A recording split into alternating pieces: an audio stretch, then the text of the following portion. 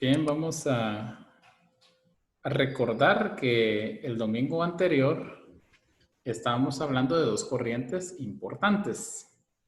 Eh, la corriente pedagógica tradicional y la corriente pedagógica conductista. Estábamos haciendo mención y recordando un poco sobre esas dos corrientes, específicamente la tradicional, que pues no hicimos mención, pero sí hay una frase que decía que con sangre entran las letras.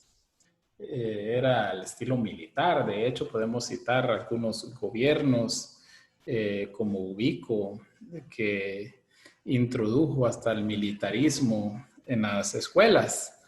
Eh, una educación estricta, disciplinada, pero exagerada. O sea, ningún extremo es bueno. Ningún extremo es bueno y la educación tradicional, muy buena por un punto de vista, pero en cuanto a la corrección, no la manera correcta para poder corregir. Era aquello brusco, empírico, o al menos acá en Guatemala. Y, por ejemplo, en la educación tradicional, una maestra podía, bueno, una persona con sexto grado primaria o inclusive con tercero primaria podía dar clases, ¿verdad? Entonces, esa era la realidad de la educación tradicional. Eh, de hecho, algunos, por ejemplo, estudiantes ya no continuaban sus estudios porque, ejemplo, le faltaron el respeto a la maestra le puso queja al padre de familia y eso era, uy, como no tener derecho ya a seguir estudiando. El respeto, los valores se practicaban mucho. Eso hay que, bueno, hay que lamentar de lo que es la realidad de hoy, ¿verdad? No tenemos los valores adecuados, no los practicamos, ni valores cívicos, ni morales, ni espirituales, y en la educación tradicional se dejaban ver. Por otro lado, a veces nos gusta aprender y entender a lo, a lo rudo, a lo brusco. Yo creo que no hay necesidad de esto para poder entender, para poder comprender. Eh, hoy vamos a estudiar las corrientes, dos corrientes pedagógicas. Y la primera es la corriente pedagógica activa.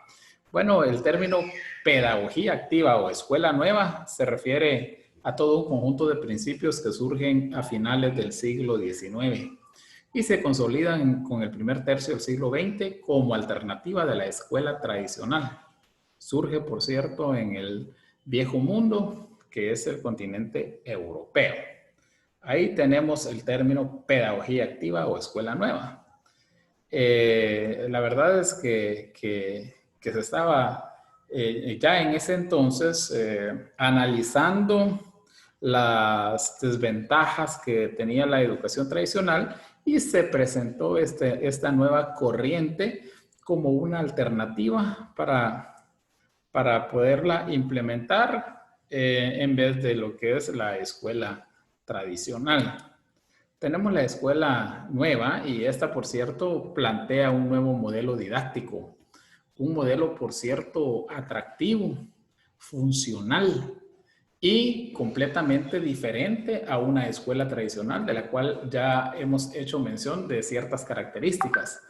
Trata realmente de convertir al niño en el centro de enseñanza-aprendizaje. Ojo a esto, en la educación tradicional, esa corriente pedagógica, el centro de la misma, el docente. ¿Qué cambio? ¿Qué giro de 360 grados? Ya en esta nueva escuela se coloca, por decirlo así, como centro de la educación, como centro de la enseñanza-aprendizaje, el niño. Realizando o elaborando un pequeño cuadro comparativo, podemos decir que hay una gran diferencia entre el docente y el niño en cuanto a ser centro de la educación. Si nos basamos a la escuela tradicional, que tenía como centro de la educación al docente, miramos una gran desventaja. Porque ¿quién es el que necesita la atención? ¿Quién necesita el aprendizaje significativo? ¿Quién necesita el desarrollo social, el desarrollo individual, el desarrollo personal? ¿Quién necesita formarse y transformarse? El niño. Entonces no tenía gracia ni chiste, por decirlo así, ni lógica que el docente fuese el protagonista de la educación. Entonces, vamos bien con lo que es la escuela nueva.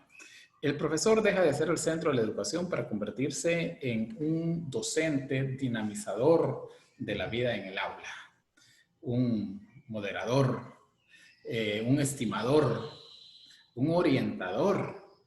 Y eso es importante, eso es de aplaudir. Ahora bien, ¿qué tan complicado, qué tan difícil es dejar un hábito, una costumbre, un estilo de vida, una forma de vida? ¿Será sencillo hacer cambios o giros de 360 grados, por decirlo así, de la noche a la mañana? Claro que la respuesta es no. O sea, no es sencillo. Esto es un proceso de adaptación. Seguramente ya estando en la escuela nueva, pues muchos todavía trabajaban con la escuela tradicional. La escuela nueva surge como respuesta a las formas de enseñanza imperante representada por la escuela tradicional. Esa imponencia, ese poder, eso hizo que se trabajara sobre ese cambio.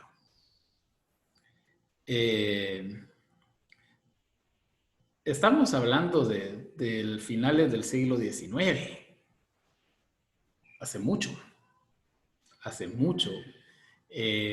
pero ¿será que la educación tradicional no se arrastró para nuestra primaria?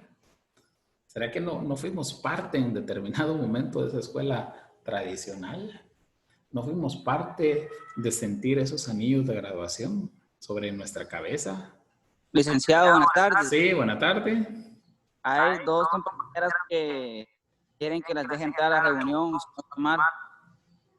Bueno, vamos a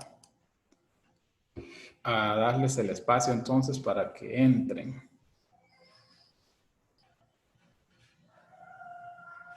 Una pregunta, ¿ustedes estaban viendo la pantalla, la diapositiva? No, ¿verdad? No, Lick. No, Lick. No. Vaya, ahorita se la vamos a colocar. Es que aquí hubo un fallo técnico. Vamos a primero darle espacio a 3 compañeros. Y vamos a compartir esa pantallita que no se compartió y según yo sí.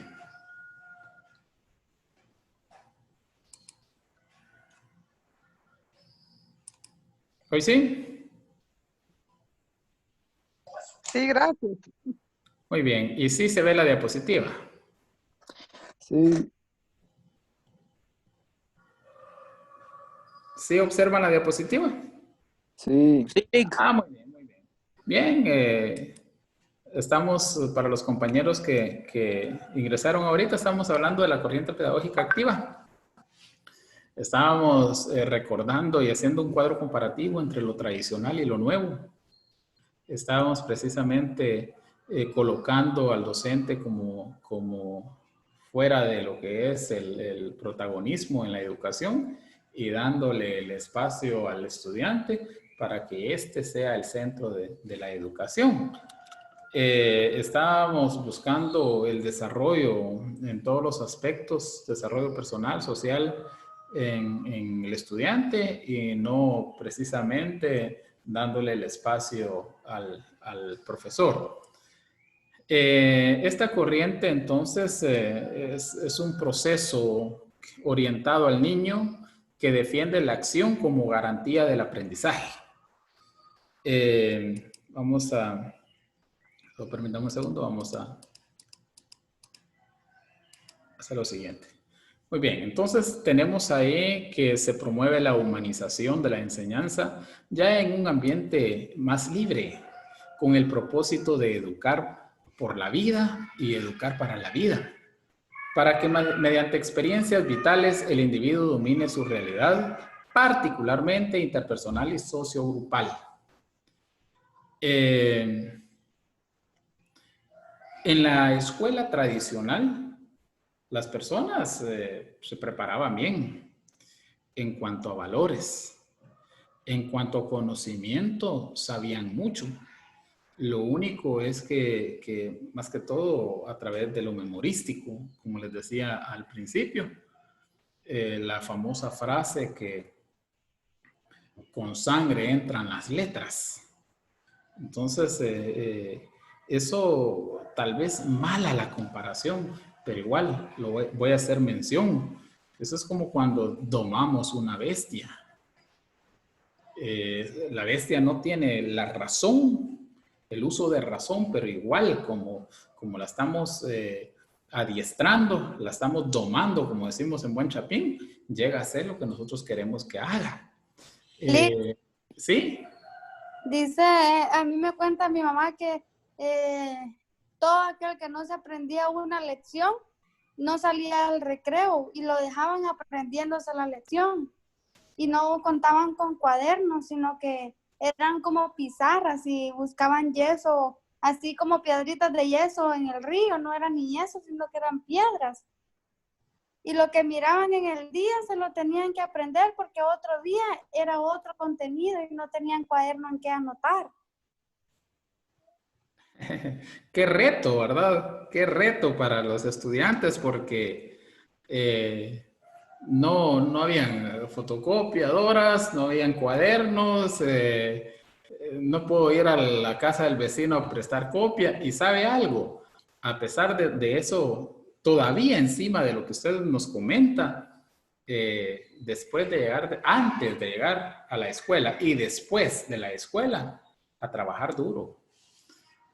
También hemos escuchado en la escuela tradicional cómo los estudiantes, cómo los niños específicamente, cuando llegaban a la escuela ya habían ordeñado, ya habían lavado, las mujeres, etcétera, etcétera. Y después igual. O de regreso se pasaban llevando un cántaro con agua a los vertientes para llegar a la casa con agua. Exactamente. Entonces, gracias por la participación. Ahora la escuela nueva estaba haciendo, como les decía, un giro, pero de 360 grados. Lo único es cuánto o qué tanto estamos preparados para esos cambios. Ahorita estamos hablando de lo tradicional a la escuela nueva, pero así, hablando en todos los términos, lo que más nos cuesta es cuando llegan los cambios y no estamos orientados para recibir esos cambios y para ponerlos en práctica. Ahí es donde se cometen muchos errores, porque ahí el padre de familia que estaba acostumbrado a ese tipo de ese extremo con los hijos, de esa disciplina tan rígida, igual el docente, y luego ese cambio drástico, muchos padres se confundieron y ahí sí que, como decimos, soltaron, dieron esa libertad que se convierte en muchas ocasiones en libertinaje. Y vamos y caemos en los antivalores. O sea, qué problema tan serio cuando no estamos preparados para los cambios. Bueno, pero al final, en la escuela nueva, siguen las oportunidades.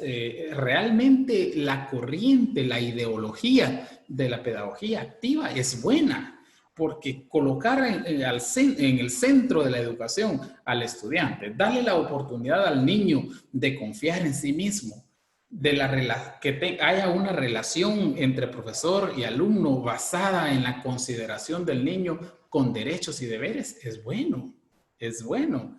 Yo recuerdo cuando estaba en la primaria, que pasar sin saludar a un docente o encontrarlo en las tardes en la calle y no saludarlo al día siguiente era una llamada de atención fuerte de parte del padre de familia, de parte también del docente, por irrespetuoso.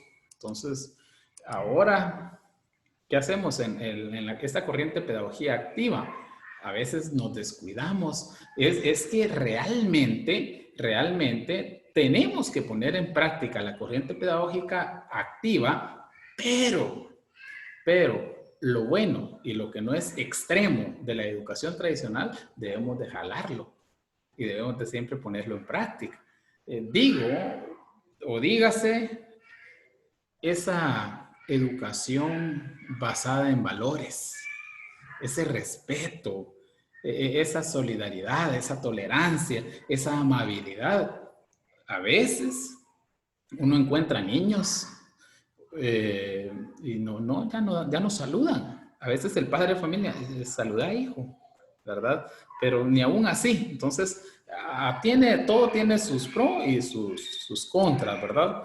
Tenemos la pedagogía activa, una pedagogía que concibe la educación como el señalar caminos para la autodeterminación personal y social. Tenemos que concede la importancia a la motivación del niño, concede la importancia a la relación escuela, comunidad y vida.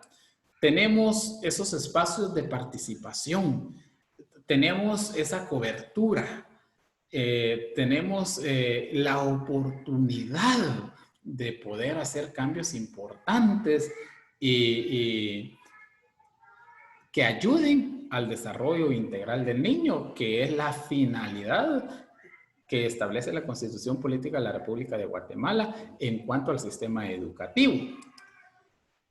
Identifica al docente esta escuela pedagógica activa como animador, lo identifica como orientador, asimismo lo califica como el catalizador del aprendizaje. Ya el docente deja de ser aquella persona muy formal, muy seria, muy estricta, y ya pasa a animar, pasa a orientar. Eso yo lo comparo con pasa a ser amigo del estudiante. Y eso le permite al estudiante adquirir autoconfianza para poder desarrollarse como tal. Eso es interesante. La relación teoría y práctica como procesos complementarios y la relación docente-alumno como un proceso de diálogo, de cooperación, de apertura permanente. Ahora, quien lo ha sabido aprovechar, hablemos del estudiante, sobresale, adquiere aprendizajes significativos, ocupa luego espacios importantes. ¿Quién ha sabido aprovechar? Ahora, quien no lo ha sabido aprovechar, pues al final se está haciendo un daño porque intenta avanzar en los procesos académicos, copiándole al compañero, etcétera, etcétera, ¿verdad? Haciendo algunos sobornos y todo, y eso no es lo adecuado ni lo correcto. Tenemos acá los principios de la nueva escuela. Principios como la globalización de la enseñanza. Ahí tenemos un criterio unitario y totalizador. Tenemos unidades globales, tenemos centros de interés para el alumno. Es decir, ahorita viene y se empiezan a integrar muchas áreas. Se integra, ya no se está trabajando por separado, sino de forma integral, globalizadora, la enseñanza, y esta permite agarrar el entorno social, natural, comunal, permite aprovechar lo académico en cuanto al docente o a los docentes, y también permite la convivencia y participación entre compañeros. Interesante, interesante principio. También tenemos la individualización, que es respetar al niño en sus aptitudes y capacidades. Ya en esta escuela nueva se trabaja en equipo, se socializa, pero igual también se deja ver el avance en cuanto a esas aptitudes y capacidades de los niños, y sobre todo se respetan las mismas. Antes, en la escuela tradicional, hacían filas, por decirlo así, en el salón de clase, y tenían los excelentes, los buenos y los atrasados. Algunos docentes le llamaban las tortugas porque les ponían nombre. Les ponían nombre a los grupos, los adelantados, a los otros las tortugas. Y no es de extrañar que algún docente en determinado momento le haya llamado a una fila a los burros. No es de extrañar. Eso solía pasar. Esa era una motivación negativa, que lo que hacía era retroceder las capacidades de los niños y las niñas. No hacía que avanzara en cuanto a sus aptitudes, en cuanto a su desarrollo.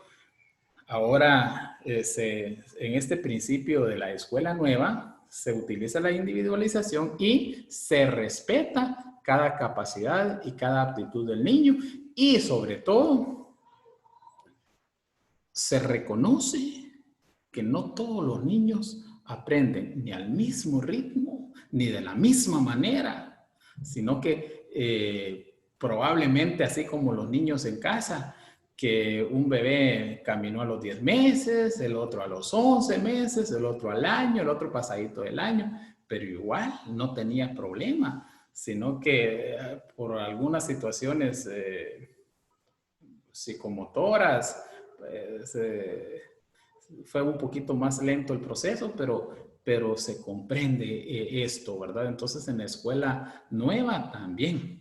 En la escuela nueva se espera, se da espacio, se apoya de forma también individual. Asimismo, tenemos la educación comunitaria a través de la cooperación. Ahora, por ejemplo, cuando hay instituciones, cooperativas, bancos, etcétera, se abren las puertas de los centros educativos y que van a dar charla del área de salud. Se trabaja el área de salud en conjunto con lo que es educación. Se abren las puertas para que lleguen a vacunar, para que lleguen a dar charlas sobre malaria, etcétera, etcétera. Entonces, ya tenemos una educación comunitaria a través de la cooperación. Tenemos, por ejemplo, la educación comunitaria, este principio que se da a través de la cooperación, está al servicio de la comunidad. Tenemos el trabajo en común, tenemos el trabajo en equipo. Ya, por ejemplo, tenemos el Día de la Tierra, por decirle así.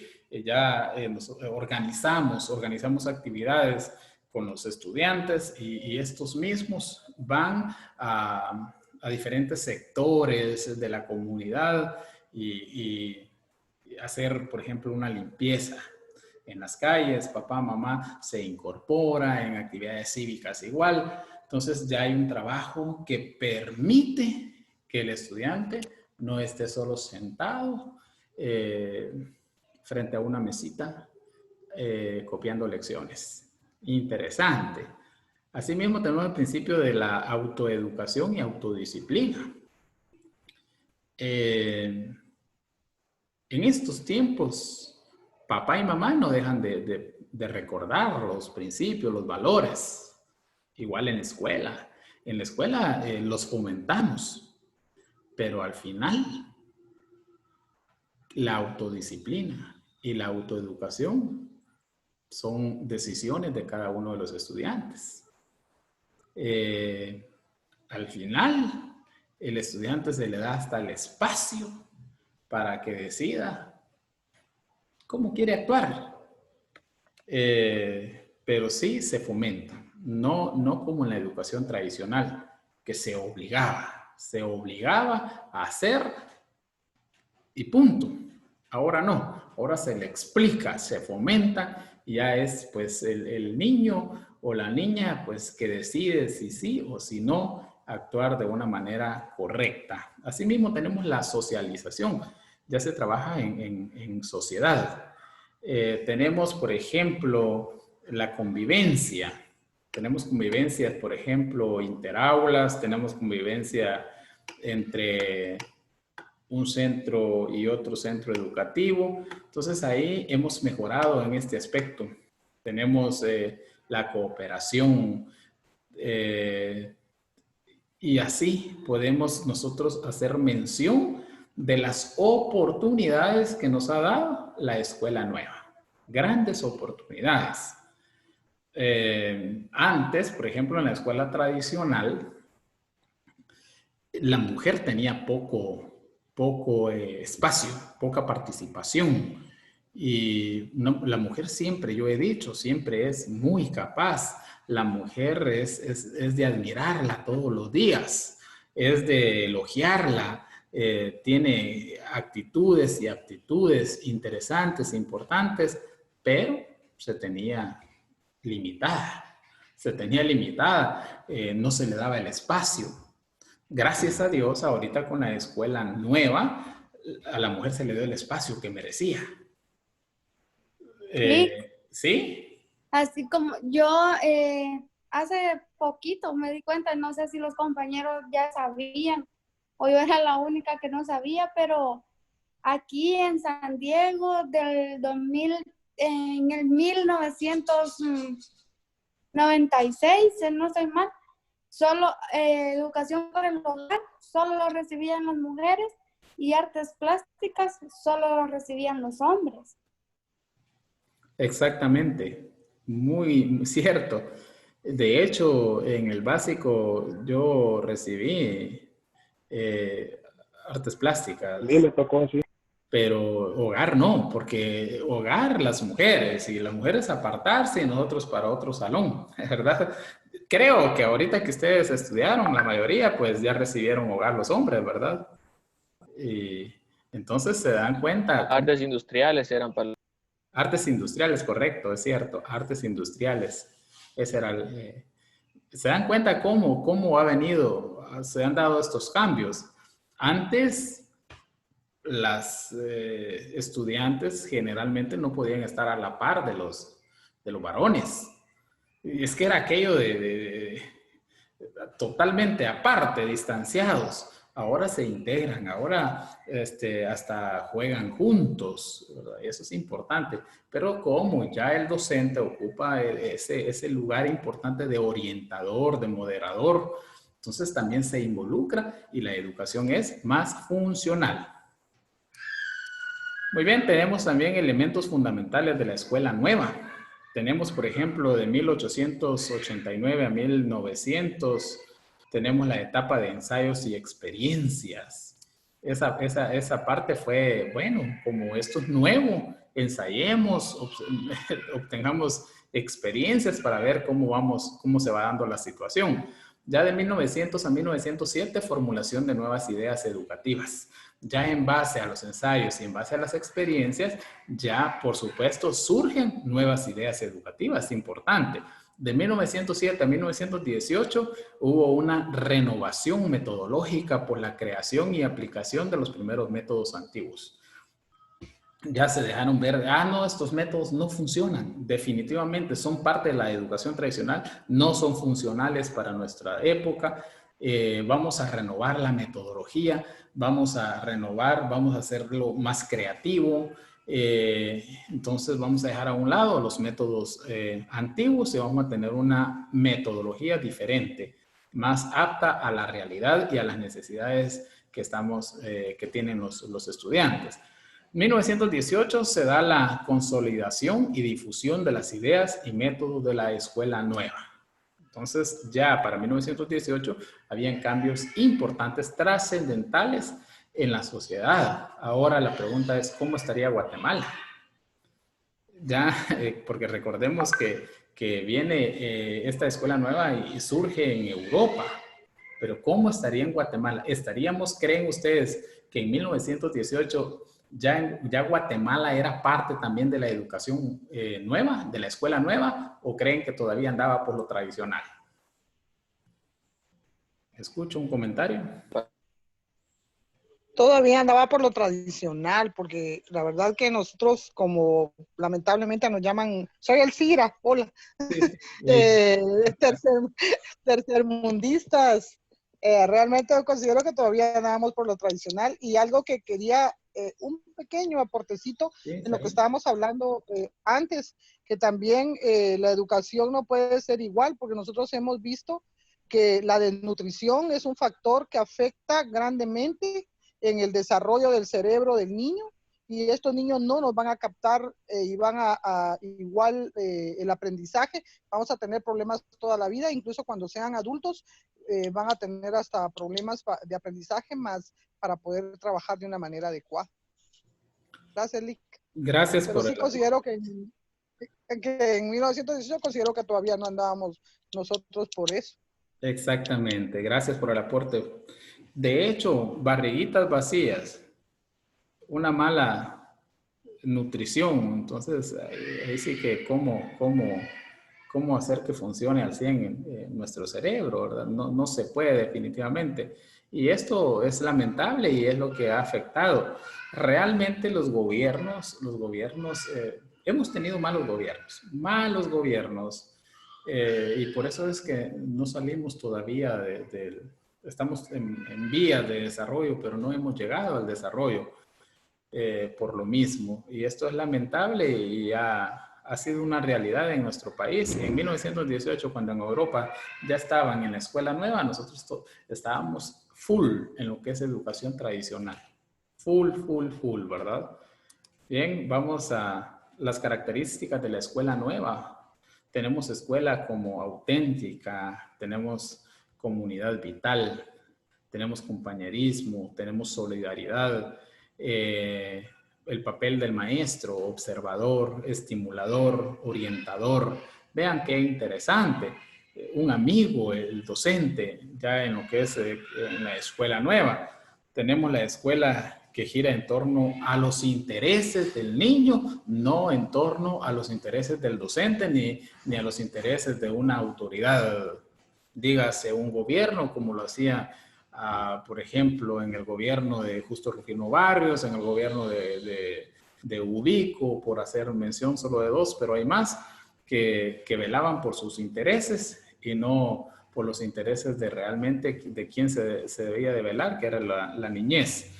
Tenemos entonces, la escuela gira en torno al interés del niño, tenemos un programador escolar, tenemos la autonomía, tenemos que se motiva la espontaneidad de los niños, tenemos una escuela situada en la vida, tenemos una escuela basada en el aprender para la vida, y eso es importante. Y esos espacios que se crean permiten, por ejemplo, que se rechace el formalismo, que se rechace la memorización, que se rechace el autoritarismo, que se rechace el intelectualismo de una manera equivocada. Tenemos ese rechazo al modelo pedagógico tradicional.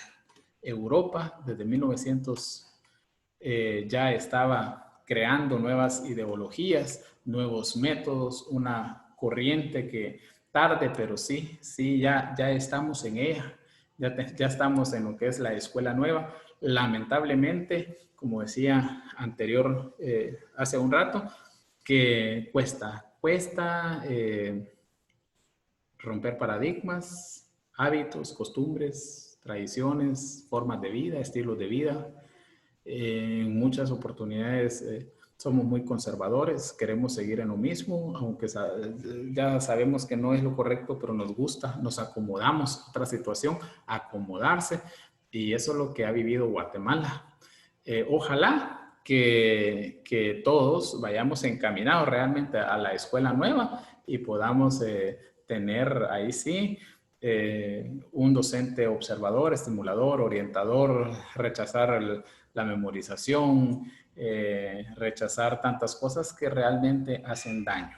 Pero igual tenemos que, como dije hace un rato, integrar los sistemas, los ministerios deben de integrarse deben trabajar en conjunto, en equipo. Las políticas de gobierno no solamente deben de quedar en teoría, en papel, sino que se deben de poner en práctica para lograr aportes importantes.